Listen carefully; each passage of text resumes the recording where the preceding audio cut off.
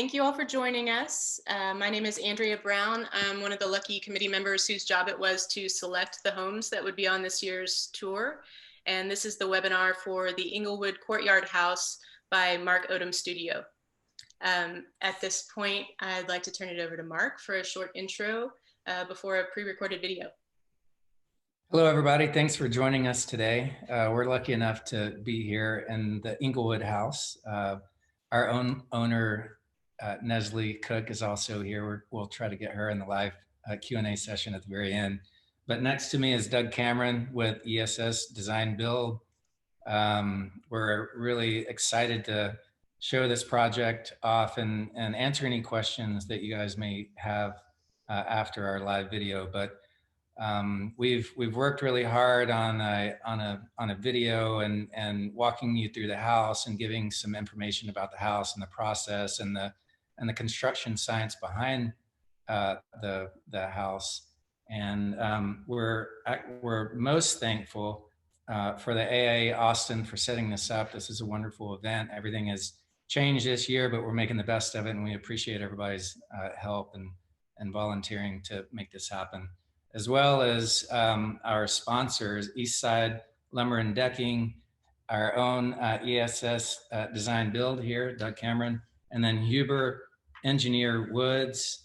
I was gonna let Doug talk a little bit, just real quickly, about the individual components of our sponsors. Yes, so with the Huber, let's just start with them. Huber was a very significant partner on this project. They gave us a bunch of great TLC, handholding, consulting all the way through. We used a bunch of advanced products that we'll get into on this webinar that I think a lot of the architects out there, especially the younger ones, are really going to be interested in. And then we jumped over to our countertops. We had CRS Granite, and CRS Granite was also a very fine partner. Siobhan over there is just such a great guy, and he was really helpful with sourcing just the exact materials that we needed for this project. Switching gears, we had Brazos Forest Products, and Brazos was another great partner with us. They really helped us with all of our custom millwork, all of our wood in here to produce our cabinets, to produce all of these beautiful pleasure shelves. The siding outside, all this beautiful wood siding outside came from Brazos Forest Products. And then Martel Windows and Doors, they gave some super good support on the sales side, especially at the front end of the project with Christy, who came out here and spent hours upon hours and helped me measure all these windows multiple times, all these transit units and stuff. And she was probably so tired of dealing with us, but she did it, you know, and was super graceful about the whole thing. So we really appreciate them as well. Yeah, thanks everybody. We appreciate it. Hi, Mom, Dad. All right, are we ready to roll video? Ready for the video. All right.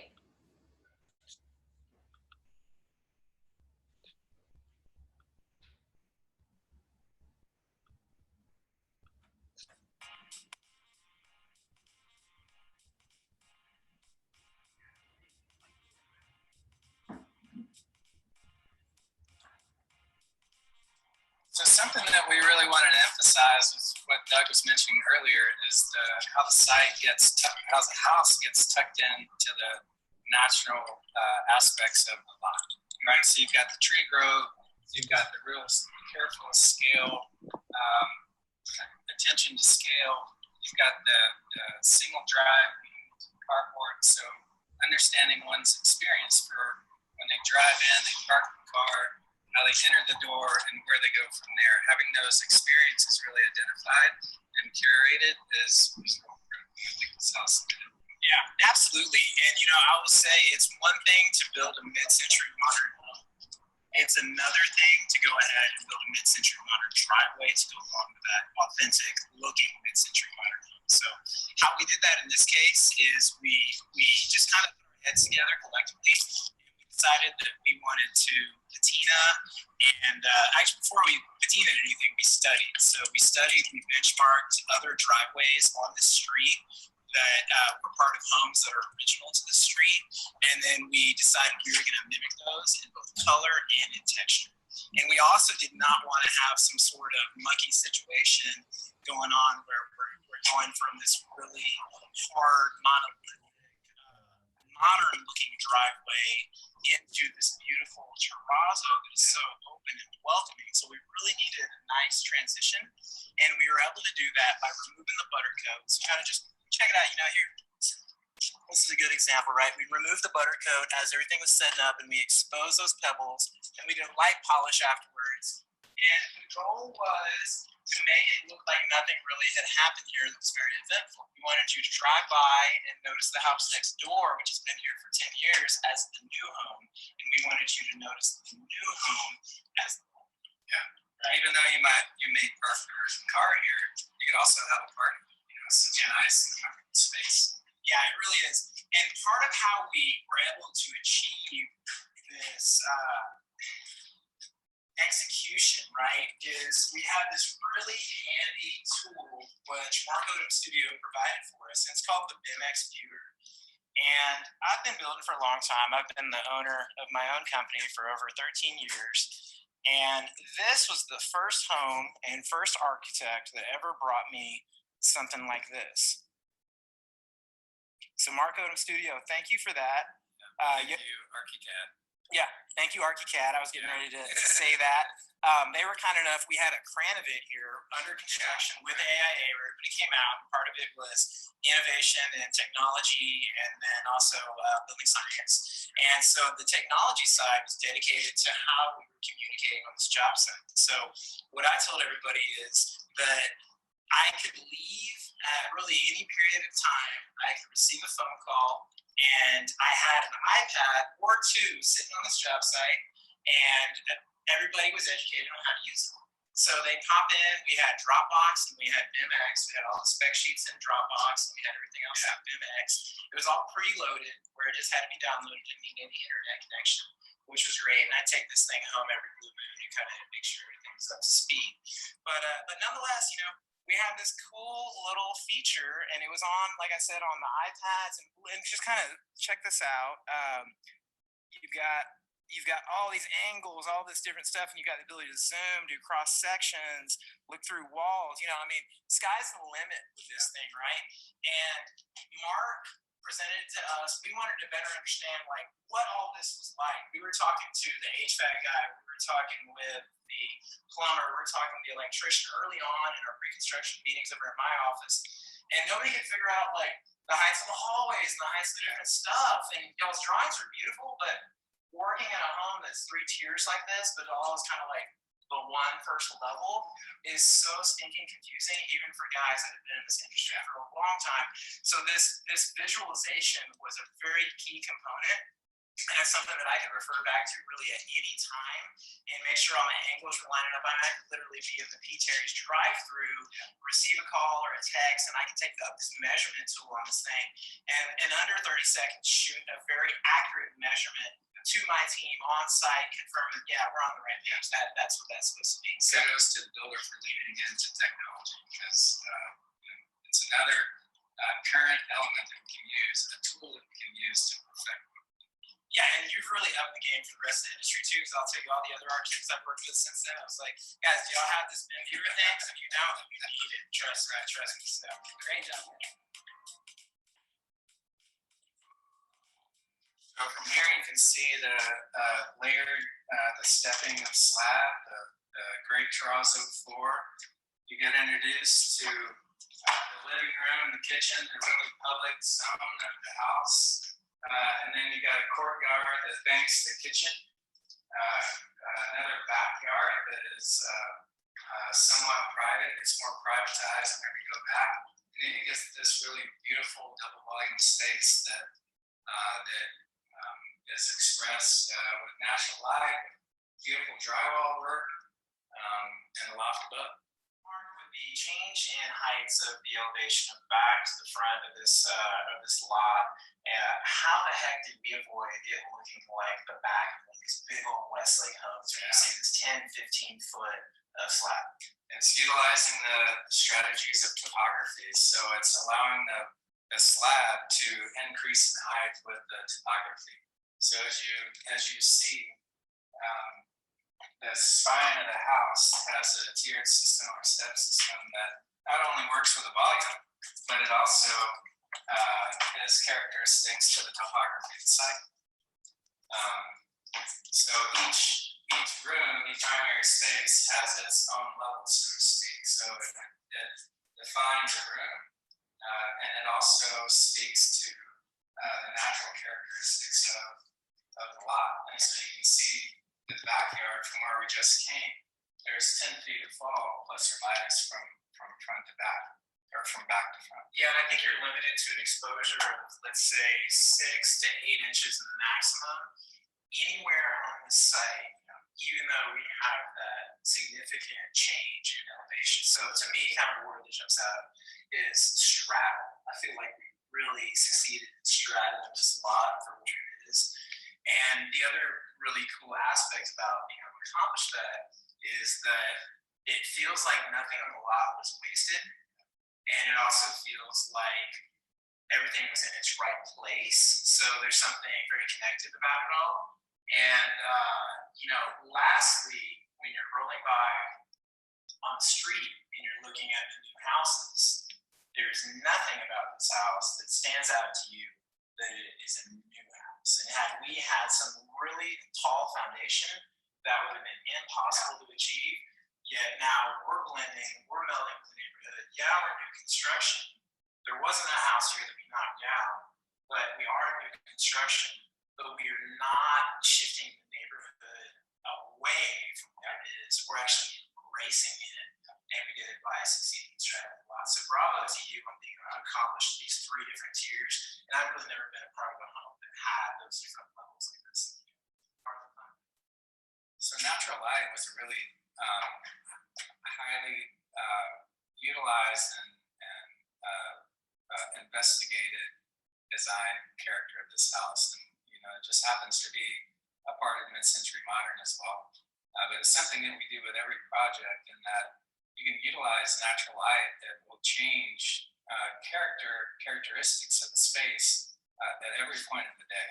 So if you think about that, then naturally, as you begin designing the space and think about window placement, windows should be placed in regards to views, specific views throughout the space, how the sun carries over and throughout the day, and then also in regards to public-private, there's always more public space or more private space in a house. And so you want to be able to control that view, control that natural light.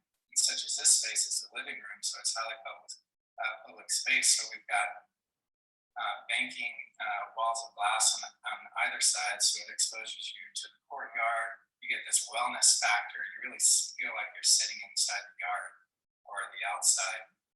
And then if you go into the more private bedroom area, it's got a really beautiful beer story glass on top. So it's a different way to think about how light spills into a space and controls it from a daylighting perspective, but also controls the privacy that you get in here. Yeah, and just from being somebody who had the opportunity to walk into this home day in, day out for a number of years while it was being brought to its point of completion, it really hasn't changed much in terms of the lighting, because the reality is you don't really have to turn the lights on. Yeah. And I've been in many, I'd say the vast majority of the projects that I've ever been a part of, if the lights are off, you know it.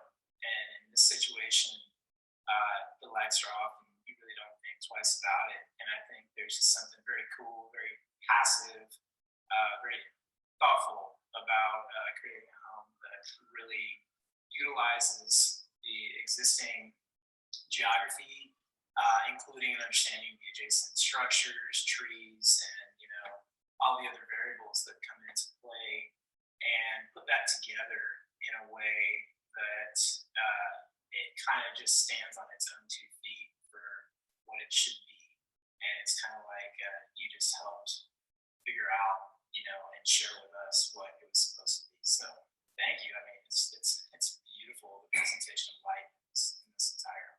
But it's also carried through with the amount of detail and consideration during construction, because the openings are so crisp and the connections are so crisp, and the lack of trim and the lack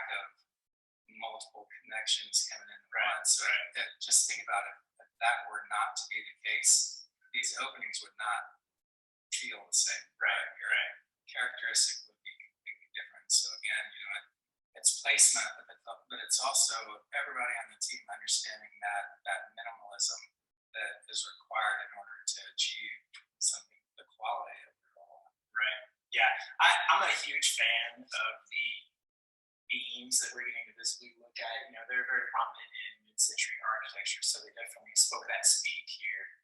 And the way everything was terminated is something that I really always pride myself on any build. It's something that I feel like I really bring a lot to the table. It took me years to get comfortable being creative on my projects. I really had to understand the building science elements. I had to kind of understand the tried and true approaches and all these sort of things first.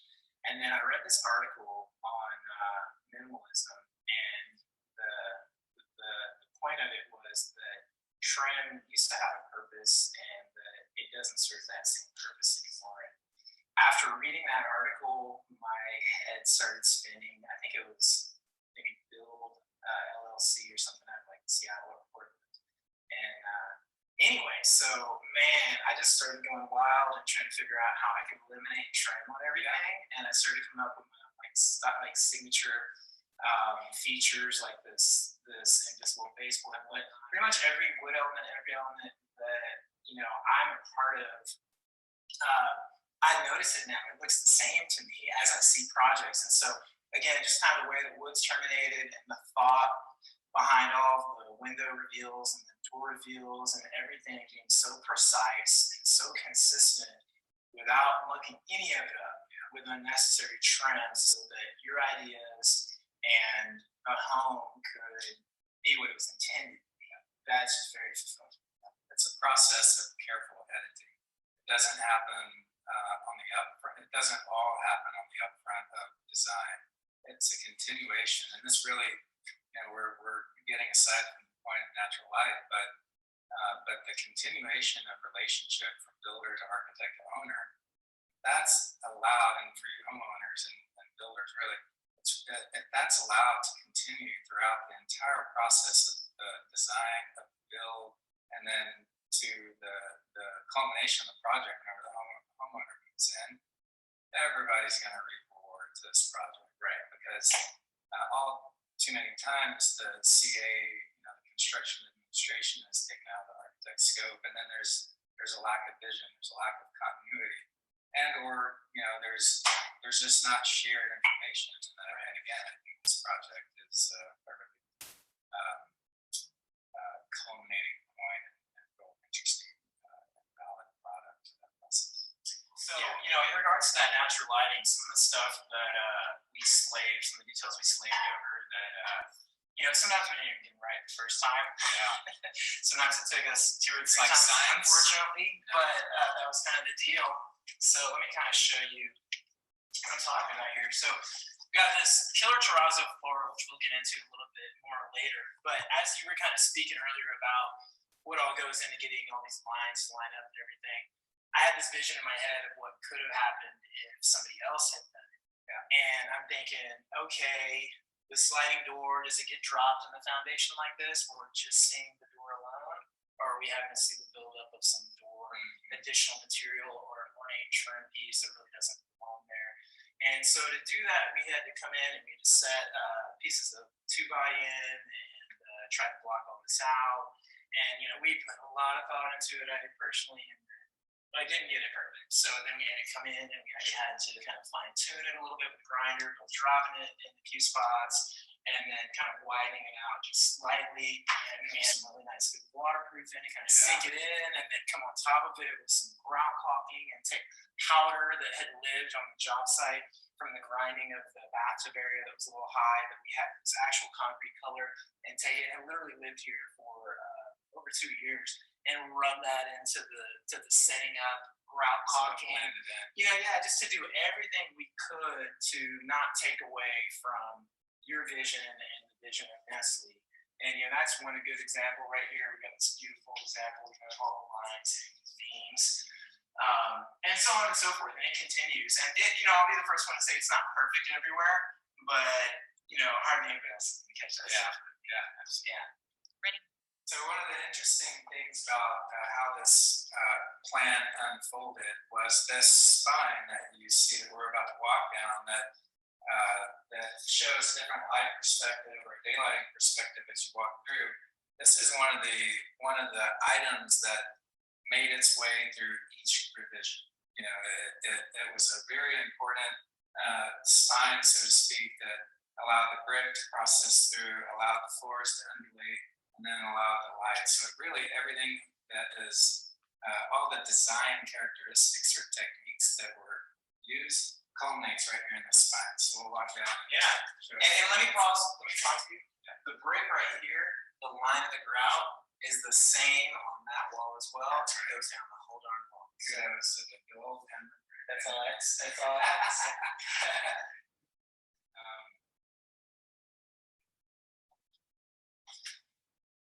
So these little pockets of, even though there's the natural light spilling in, there's these deep pockets. So brick is not only expressed in this direction, but it's also expressed in this direction. Yeah, and there was a discussion around giving up a little bit of floor space to be able to do this detail, and I think we absolutely made the right decision. Absolutely, yeah. Anytime you intercept a tight space with a window, it's going to immediately alleviate the spatial concerns, right, and allow it to breathe a little bit more. Yeah, and it just made the experience of walking down the master corridor a little bit more majestic, right? And not to mention the beautiful shelves behind us. These came from our client's father's classroom, and so they're an element from the past that we're able to incorporate in the present. Always fun to do that. So a little real history bled into the new construction. Right. Absolutely.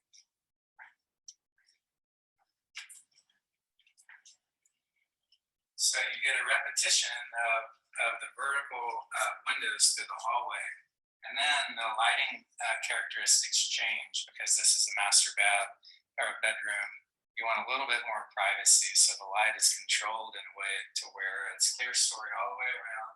And then to finish off the spine of the hallway, on both sides of the hallway is a piece of glass so you can see out. It should never terminate as much as possible, never terminate in a wall. It always wants to terminate as a sense of light and a sense of openness. Yeah. One of the special characteristics of this house is the terrazzo floor, and I wanted to give the opportunity for Doug to talk about the process of it because it was pretty intense. Yeah, thank you, Mark. I appreciate that. It definitely was one of my pet projects within the project. And me being an artist, it was an opportunity to get creative, and it was really welcomed by everybody. In terms of trying to execute something like this, which was a little bit novel as well, we had a few applications that were somewhat novel. I decided to take on self-performing the entire foundation myself, and was hoping that I could provide the client with something comparable to what she would pay for just for a regular foundation. But in this case, now with a little bit more empowerment by my client, I was able to really bring it home with some cool additional fun. Yeah. And so what that meant to us here was some very long-winded, painstaking samples that took place in my garage. And this is when we had a real concrete truck, the concrete in the whole nine, because we wanted to have everything look just right. We needed the color to be exact. So it was very scientific while we were also being very artistic. We played with color composition so we were blue in the face. We came away with a few that we really liked. Ultimately, we settled on this beautiful teal, which probably is my favorite color within the floor. It's a pop of color and something that is a little bit more neutral and cool toned, and really was that splash of fun that we were looking for without being too busy or taken away from anything else. So, and it really looks sweet with the front door, which we ended up settling on a very similar color. And then we've got the mother pearl in there, right? So that's kind of one of the whites that you're picking up on. And the light just glistens on the floor differently based on different time of day, kind of you're speaking to, with all the lighting and the diversity and the dynamic aspects of the changes of time, right? And so outside of that, we had this reflective bronze, which is like this brownie element, right? We were very careful of all the browns that we brought in because while some of the brick kind of mimics like a brownstone, like brownstone up north or something, from a color feel, and we wanted that because there's a certain nostalgia to that. We really needed to transition that into a cool experience, right? And so that was tricky. And the color selection in this floor really set the stage for that. And so lastly, we ended up with this clear, which complements the mother of pearl, makes the mother of pearl not too damn wild and all over the place. Gives you those pops of white, which really, play nice with the simple white countertops and everything. And kept us in this really nice place of balance of not being too busy, but also having a little fun. Yeah. Everything is really complimentary. We incorporated 1,800 pounds of this glass. So that's quite a bit if you're going to add 1,800 pounds, right? So we got as many Home Depot buckets as I've ever loaded up in the truck. We had them all sorted. They were all weighed on a scale and everything. We had the right mixture so that we could be prepared as this foundation was setting up. So you can imagine the build up in this moment, and the stress and, all the above. We professionally videotaped the whole thing with a stinking drone. So, that really upped the ante on everything. And when it came down to it, nothing went quite as expected. And we had to think on our feet. Right. We had to think on our feet, literally and figuratively. And we ended up, building a bridge to cross this whole span here that we're sitting at right now. And our whole team just jumped in, and it was like a one big family, including our client Nestle. And everybody just jumped in and did their part. And they sprinkled and sprinkled and sprinkled. And everybody had their corner. Nestle was over there in front. And, the end result was it was just freaking fantastic. Just awesome. There were, of course, a few imperfections here and there. All of the stairs I had to rip out with a jackhammer and do again, and it was just as stressful the second time, believe it or not. Now when I look at it and I see all the imperfections and stuff, even a guy like me that is so perfectionist in character, I freaking love it. I'm like, yes, we earned those imperfections here, and I will never walk on another floor like this in my entire life. You will never be a part of another floor like this in your entire life. So for me, this is a really big, special moment of getting to come in and be the artist builder for y'all. So, I really actually turned out great.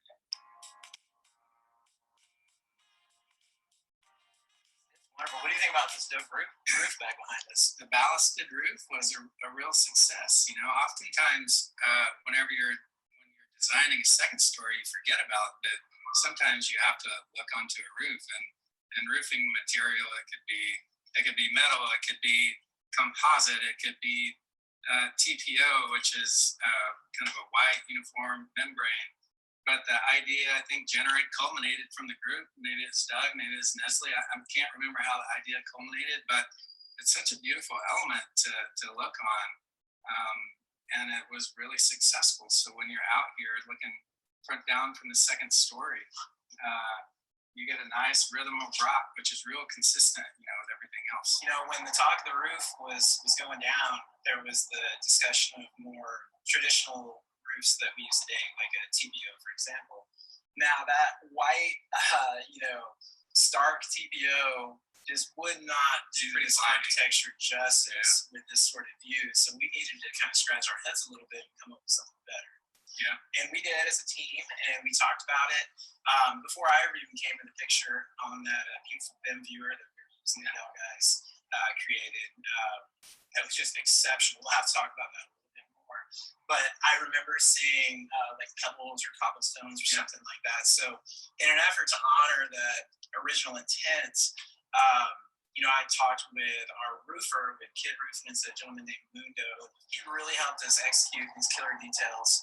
We even got a little more crafty with it and incorporated the use of zip arm material, which I just happen to have some behind me right here, and this integrated foam right here, a 1/2 inch to give you that continuous thermal break, and allowed us to do a unique insulation application for the roof assembly that didn't require spray foam. We had that involved on this too. We did some compression testing with our engineer, Rolando Jaimes Jr., and we felt really comfortable.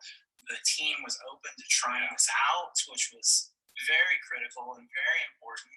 And then we got an incredible roofing system. We went with another decking material that was called a Dins deck on top of this. We did that white TPO. And then lastly, we needed to figure out how to get this beautiful ballasted pebble system on this roof without necessarily using gutters or anything like that, and keeping this bulk water off of these key areas where we wanted to congregate. So we took a frame on these skylights over here, and we actually raised the frame of this galvanized material and lifted it up so that as the water goes down, gravity, it hits that frame and just works its way down and around versus actually dropping in on us, and really eliminates a lot of potential water problems before they ever happen. And it's got this nice matching frame around the entire perimeter, and on the low level areas where all the water is going to drain out, it's actually perforated. And that was something we all came up with together, got approved on one of these mini site walks that we did. We walked weekly, we were religious about that. And then we came out with this beautiful end result, which to me was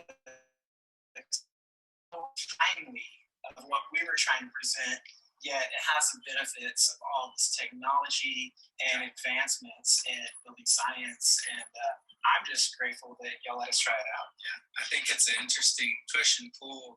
You start off with a vision, a design, and then you work yourself inwardly as far in detail as the walls, and then you start layering yourself out, because the technology that's implemented into this house is actually things you don't see.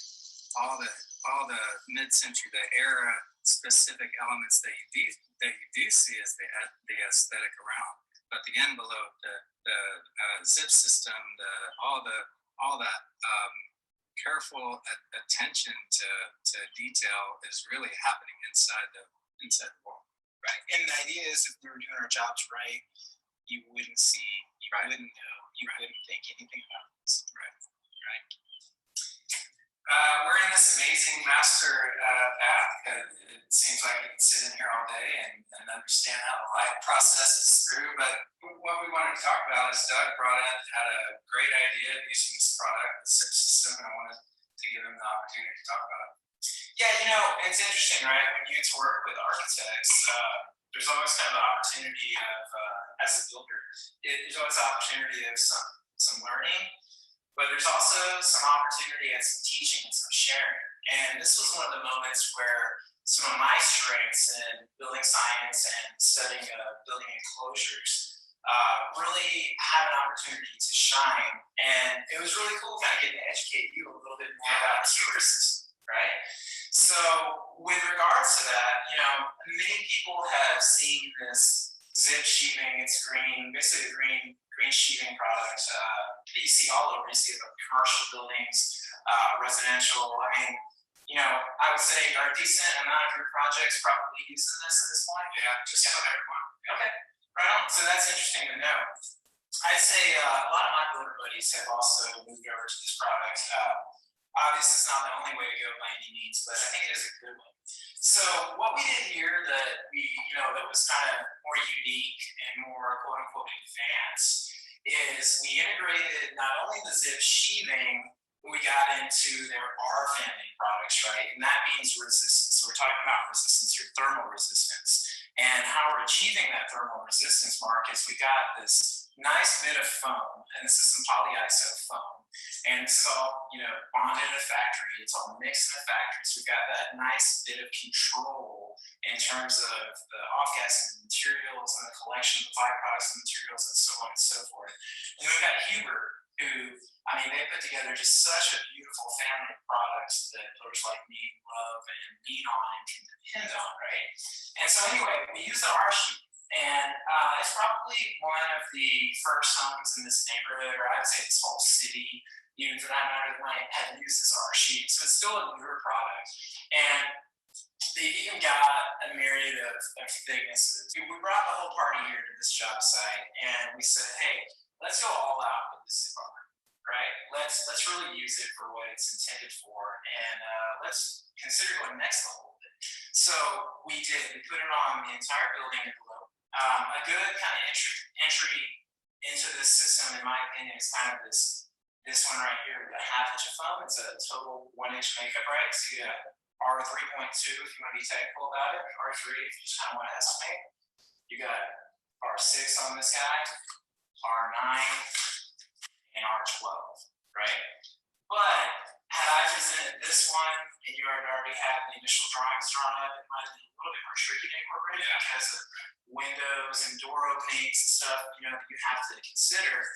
This one, how did this feel integrating this one too? Right? You know, you already have a air barrier. I mean, since this is made up of brick, it's really easy to incorporate it into our wall thickness. So, you know, as you saw in some of the other spaces, everything is efficient and it's tied and responsive to the total square footage. With this product, I think, you know, it's win-win. You get that thermal break, you get a great product, and it's a tire house. And we already did have that nice big air gap. But with this, again, the big boom to this product is the fact that you don't have any new process you're having to incorporate. You don't have any new labor fees that you're having to pay.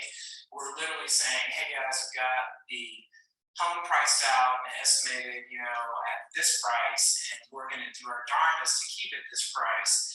And this bit of foam right here ideally should not change that price from a labor perspective or a process perspective for it. So that was the idea, that was the hope, that was the hypothesis. And in general, that all came to fruition, you know, beautifully. And so we're sitting here today, it's summertime, it's pretty hot. Back in the day, all of my homes, you would be able to see all the thermal bridging with an infrared camera, right? All the wood, all the fasteners coming in and out.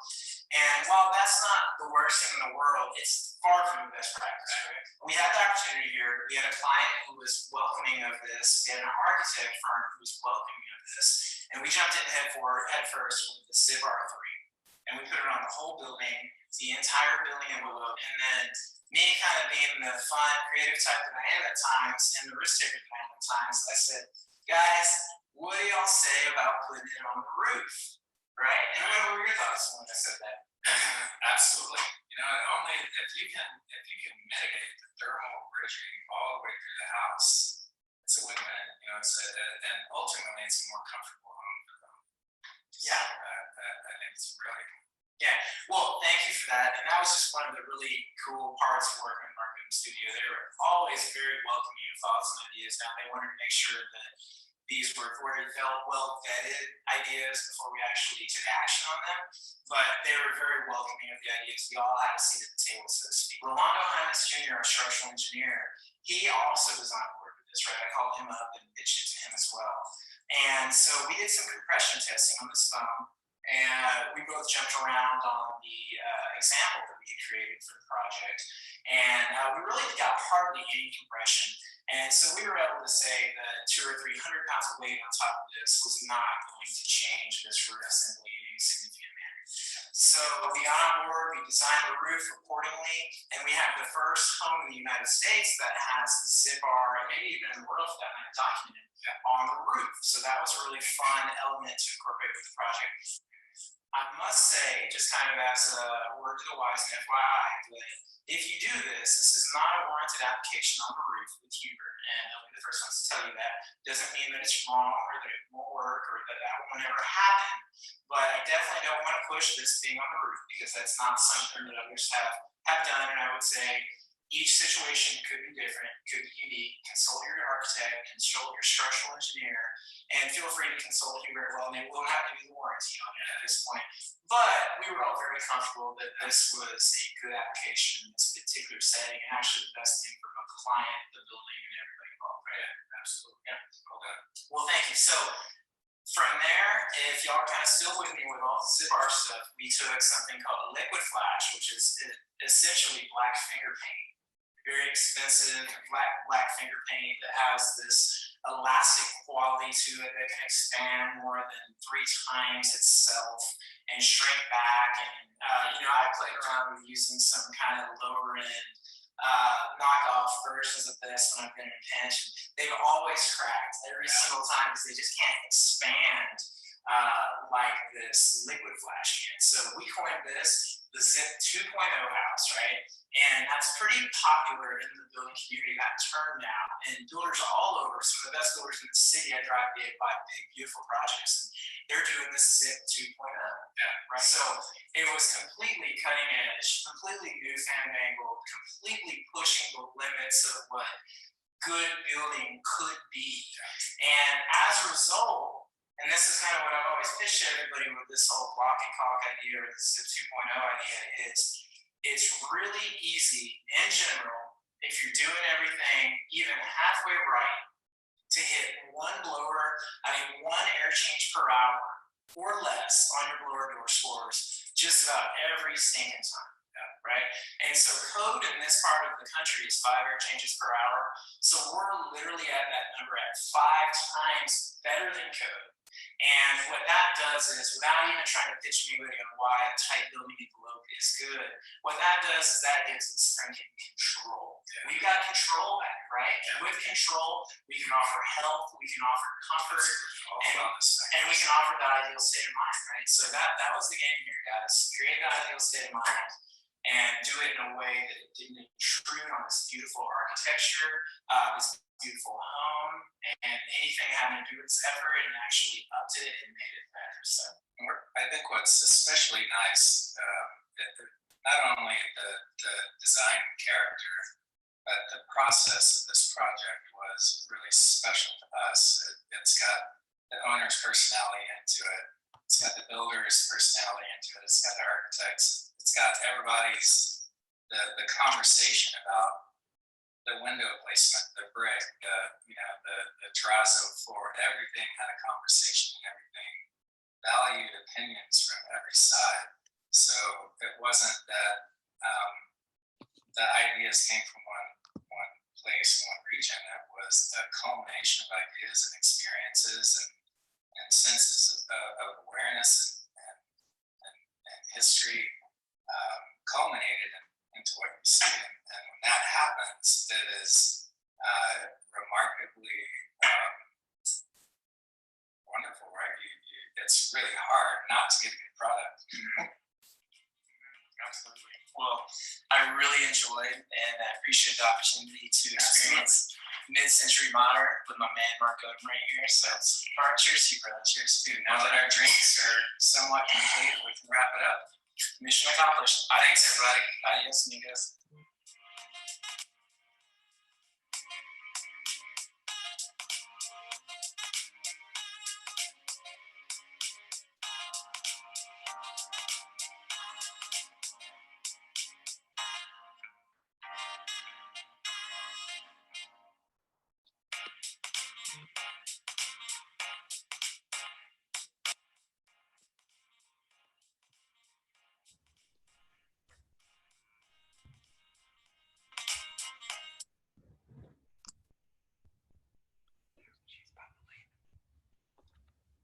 Hi, so we'd love to take some questions from the audience now. If you would like to ask a question, please use the Q&A tab at the bottom of your screen and we'll attempt to get to everything before the end of our session.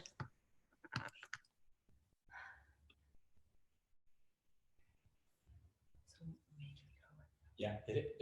Oh, did we hit it? Oh. Okay. Hey guys, I saw a question. This is Doug Cameron, ESS Design Build, the builder. What R rating is insulation, if insulation is required for a home?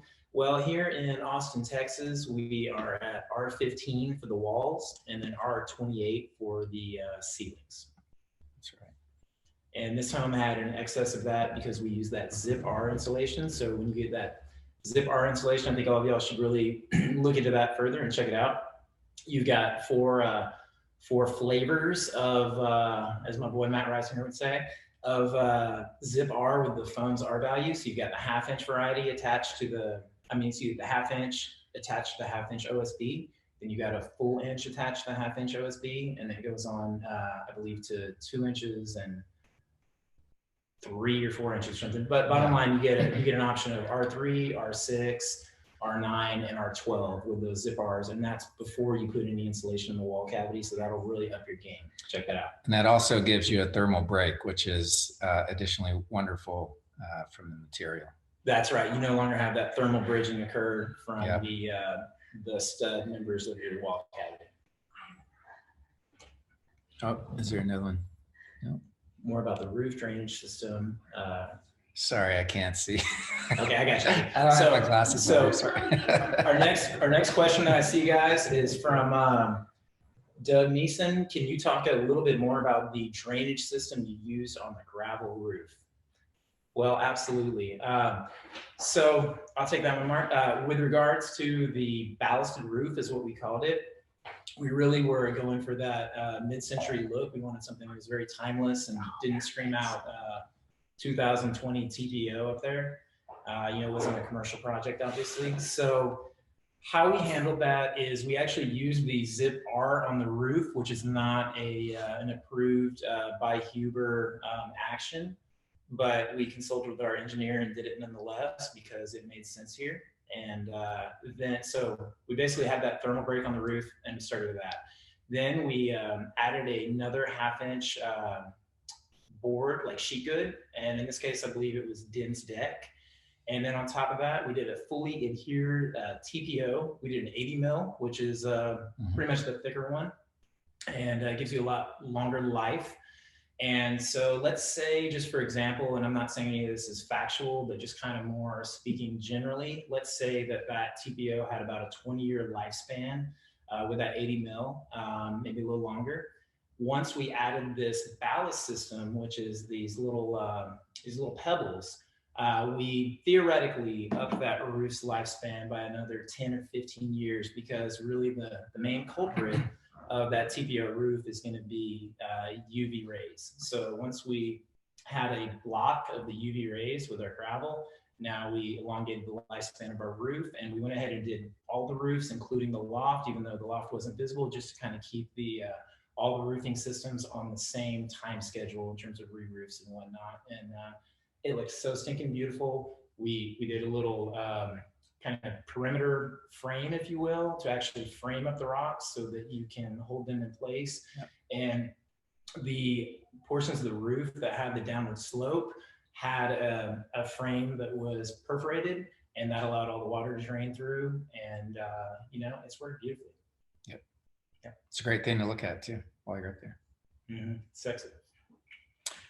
All right, got my glasses now. Did you do, this is from Matt Lindsay. Did you do any additional water testing on the zip system for water intrusion? Well, additional testing on the zip system, I'm just going to say that there has been quite a bit of testing on the zip system. And so I did not try to reinvent the wheel here in terms of the zip system being a good air and water barrier. I've used it on a number of projects previously. I've looked at a number of videos from others discussing the topic. And I will just say it is a really fantastic air and water barrier. And so there wasn't really any testing in that regard with like water or anything. Air, we did test, and we did that with blower door test during framing. So we were able to utilize basically negative pressure attached to the front door in the form of a fan and suck out all of our air in the house. And we were able to listen. That was the main language that the air holes spoke to us to find them. And we would listen, and you'd hear a little whistle, and you just go locate that area, and you would seal it up better. Ideally, if you had access from the outside, you would. If you didn't, you just seal it from the inside at that point. And then we were ready to actually put the insulation in the house. Yeah. And then a lot of times too, with a zip system and a manufactured window, we can get the envelope so tight, the water test system from the exterior is not necessarily needed. However, sometimes when we do site-built windows, that's when you'll want to do a water test from the exterior just to make sure you've sealed it up properly. That's right. And actually, I will add, that there was a form of water test done here with the roof and even the sheathing. But that water test was done by natural passive means, meaning that we just had normal rain, normal weather occur during the duration of the project, and nothing got in. I actually, and I've done this on a number of projects, it might sound a little sketchy to some people, but we insulated the ceiling before putting the final roof on, and that's how much I believe in that system.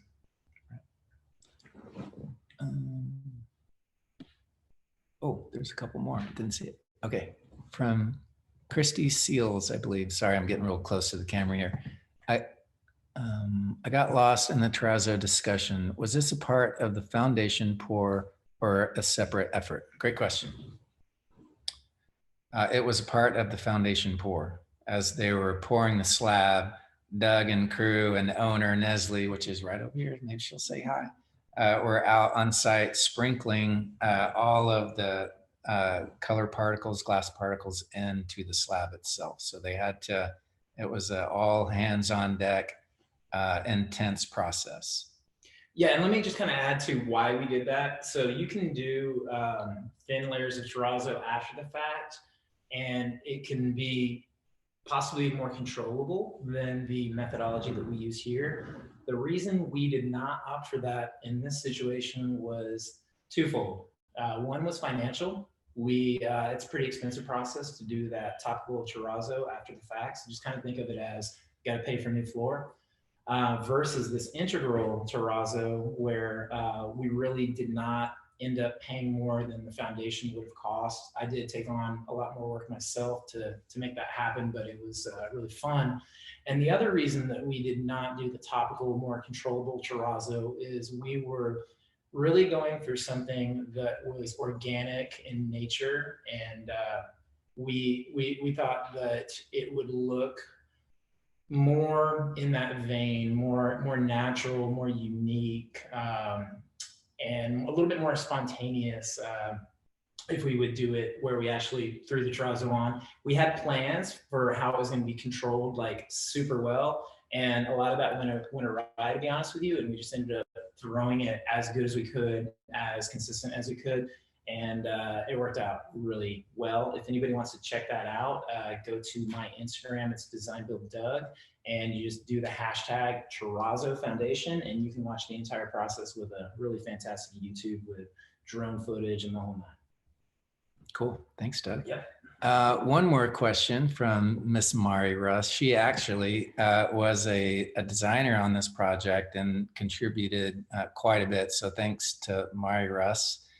I hope you enjoyed the video, but she's got a great question. It's something that we actually haven't talked about yet, and it is the wood siding, which actually I think it was Doug's idea. Actually acts as a range screen. So I'll let Doug take it away on this one. Yeah, sure. So I love wood siding. First off, I think we had originally considered a hardy siding. Yep. And the statement that came up from me during one of our design meetings on the project was, I questioned the artistic presence and I guess longevity from a sheerly like the words I'm looking for. I guess the short end of it is I'm not in love with hardy siding, and I'm not sure how I'm going to feel about it 20, 30, 40 years from now.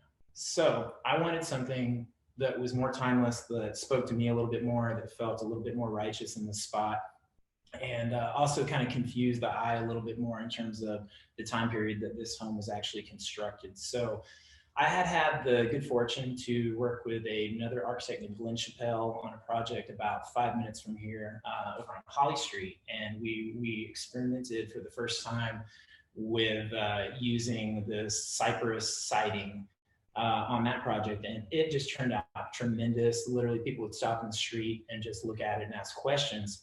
So I had fun playing with that one. I had some successes and some small failures. And from that, I was able to bring a lot more value to the project this go around with that experience. So we were able to dial in the color a little bit more. I was able to understand the idiosyncrasies of how the product that we used on this siding worked. And so speaking of what that product was a product called Eco Wood Treatment. And it's basically used on fences and a lot of outdoor scenarios and like wildlife areas or just more areas of nature, oftentimes in Canada. So the idea of this product is it has a very natural chemical reaction that patinas the wood. Since we use this product, they actually have come out with a color line now that you can sprinkle in to kind of get even a more specific color. But the typical color range is a silver patina. It's very dependent on the species of wood. So I knew from my experience that it looked freaking awesome on the cypress and didn't really come out silver on cypress. It actually came out more of a nice chocolatey brown color. And that really looked like it was a good fit for the mid-century modern game that we were playing here. And we did that. So we didn't know we're in an urban infill site. And we didn't know where actually to be able to stage the work. So believe it or not, we laid all this wood out up on our flat roofs. Mm-hmm. And we did the entire process up there. I was trying to keep the cost down to whatever degree was possible with the wood. So the use of this eco wood treatment was actually one of the really helpful ways of achieving this, being that it wasn't a very redundant process of doing a bunch of stuff and then coming back with clear coats. But the main reason why I like this product over a lot of other products for exterior wood is it's not topical whatsoever.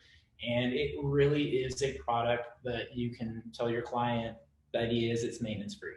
So, you know, but also in regards to the application of the wood siding, it acts as its own rain screen. It does, right? yes. So yes. There's a spacer that also offers a really nice rhythm on the facade, and it right. carries through with the vertical screen that we've got going on through the house. But having its own inclusive rain screen is really nice, and then you get that shadow gap between the vertical. Right. So let me elaborate on that. I'm glad you kind of kept me in line with the question. It's an inverted batten board is what we're calling it. Yep. And Mari, you helped out with that, and I really appreciate it. You did a just awesome job on this project and brought a really wonderful energy, and we love you, Mari, so thank you. Yep. But yeah, with this inverted batten board, the idea was, y'all may have seen some of my videos in the past on rain screens and such, or maybe my buddy Matt Reisinger's videos on rain screens, and they're all great and they all work great. But what we were trying to do here is actually eliminate the process of buying the plastic furring strip, or any furring strip for that matter. So we determined that the batten, which is about 3 inches wide and goes vertical, that it was a good candidate to basically act as our furring strip. We got that cool zip panel, which has I want to say it has a 96 to 97% drainage capacity just with the texture that it has. So that alone, would have probably done pretty well with this wood. But, we basically put that 3-inch vertical piece as a batten, and that was our first strip. And then proud of that, we set our actual sidings, or in this case, we call it the boards of the batten board. And therefore it was an inverted batten board.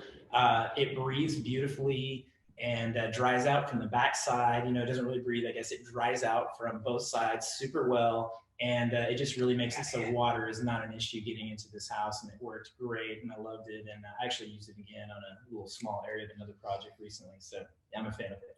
Good job. Yeah, thank you. I think they're telling us we have to wrap up. Okay, cool. Cool. Oh, we do? Oh, sorry. Okay. We've got a little bit more time. Okay, sorry. I thought I was getting the... No.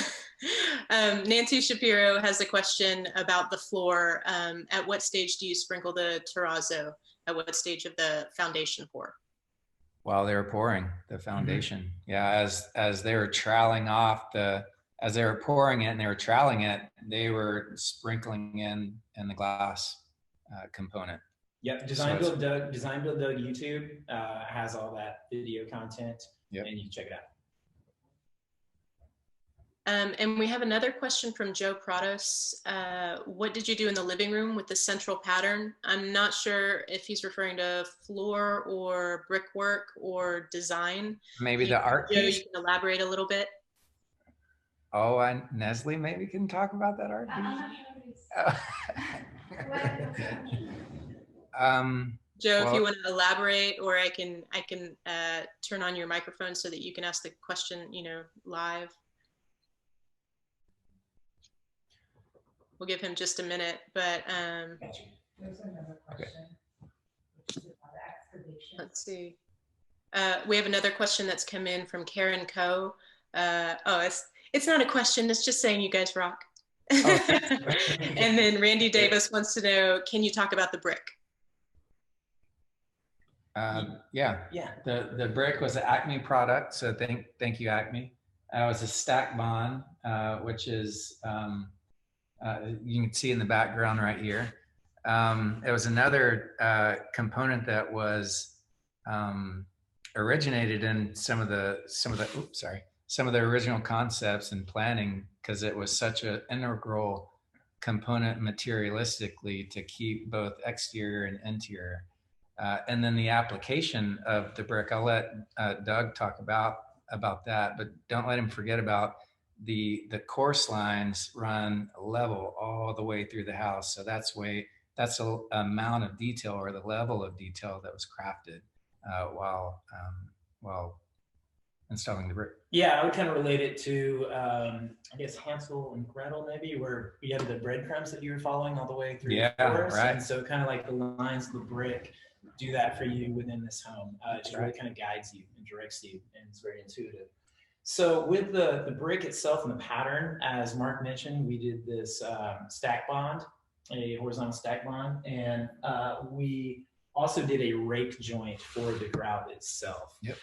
So what that is after the mortar is set up inside that brick, you come with a little rake tool, and you just in essence rake it out so that the depth of that mortar is more indented, and it just kind of gives a little bit more visual depth and shadow line to the visual that you see. And yeah, I think it looks tremendous. I couldn't have imagined this brick being any other way in this home. Yeah. And I will say this is another great example of what having that BIMX viewer tool early on, even though I had some plans and stuff, was super helpful with getting all these lines right. So bravo to you again, Mark, for providing us with that super BIMX tool for the duration of this build. It was extremely helpful in this one. Thanks for leaning into it, and then hopefully you guys can see the video and the pictures that come along with this presentation. But the brick adjacent that is juxtaposed next to the drywall, which looks beautiful, just that texture alone allows you to see the rhythm of the texture, the rhythm of the brick, and then you get this real softness of the white drywall. And then additionally, the sun, the shadows that spill into the house. So everything is very subtle and site appropriate, and the color of everything blends in with the landscape around, but it works very well in combination. It really does. And then let me just say one thing. Outside with the brick, we did do a rain screen application there, meaning that we use a rolled mat material. This was the Keen brand in this particular case. And so while you have an air gap all the time back behind brick, and it's a good practice to always keep that air gap, if you want to substantiate that air gap and not have any mortar accidentally fall into that air gap, which could create a thermal bridge and also a bridge for water ultimately to kind of saturate your sheathing, it's always a good idea to actually throw a rain screen material back there, and they're fairly inexpensive, so I would advise it. Awesome. Did we answer that last question from Joe? Joe elaborated a little bit more on his question about the central pattern in the living room. He was asking about the floor. Is it matte? Oh, he's talking about the terrazzo floor? Oh, I think so. Yes. So what we use, guys, is, and I can jump on that one, Mark, because that's a very specific question that I think I only maybe know the answer to. We use this clear coat called HydroGuard, and it's not really a topical clear coat. It's more of a penetrating clear coat. And the reason we chose the HydroGuard is because it didn't amber much. And part of achieving this floor in the absolute most optimal state was to retain the cool tones. We were incorporating some brown elements throughout this project, but we really did not want it to take on something that was too overly warm. And so we were very, very careful with our usage of brown, and the the floor, being that it impacts so much visual space, it was just absolutely imperative that we did not have that floor amber. And if you look at like a cheap sand concrete job or anything else for that matter, it is super amber, that top coat, and we were not having that, guys. So HydroGuard was what we used on the as the guard on top of this floor. Okay, and one final question. Can you talk a little bit about the amount of excavation and fill that was avoided by doing this stepped floor? Mark, why don't you jump in on that one? Yeah, it was a nice combination of a balanced cut and fill, right? So as we cut, we filled the other side of the lot, or the foundation. Nestle, being a civil engineer, was real critical in terms of how we achieved that and how we achieved the water drainage through the house. But you can imagine, you know, as you step the slab, as the grade steps, the lack of the lack of necessity you have to overcut or overfill is really the value of making sure that you step along with a natural grade of the lot. So I don't think we were obtrusive to, we didn't have to overcut, we didn't have to overfill. It was a natural balance throughout. Yeah, I would say it probably saved us anywhere from 4 to 7 feet worth of either cut, fill, or foundation material towards the back. And, you know, once you're calculating that up in a spreadsheet, it makes a pretty dramatic difference. And then additionally, the benefit is that as the slab moves along with a natural grade, you don't get any of these large visual sides, I guess, profiles of the slab. And then you know, what do you do? Do you put a skim coat on it? Do you try to layer it with an additional material? Do you have to plant it? We didn't really have that here. So yeah, and it kind of takes on that brutalist element when you start going there, and that wasn't, you know, the direction that we were going for. That's right. All right, well, I think that's it. Hey. A little past time, so thank you all for participating, and we'll see you on the next one. Yeah, thank you. Thanks, everybody. Appreciate it. Thank y'all for tuning in, guys. We really appreciate it. Bye-bye. Bye-bye. Adios. All right.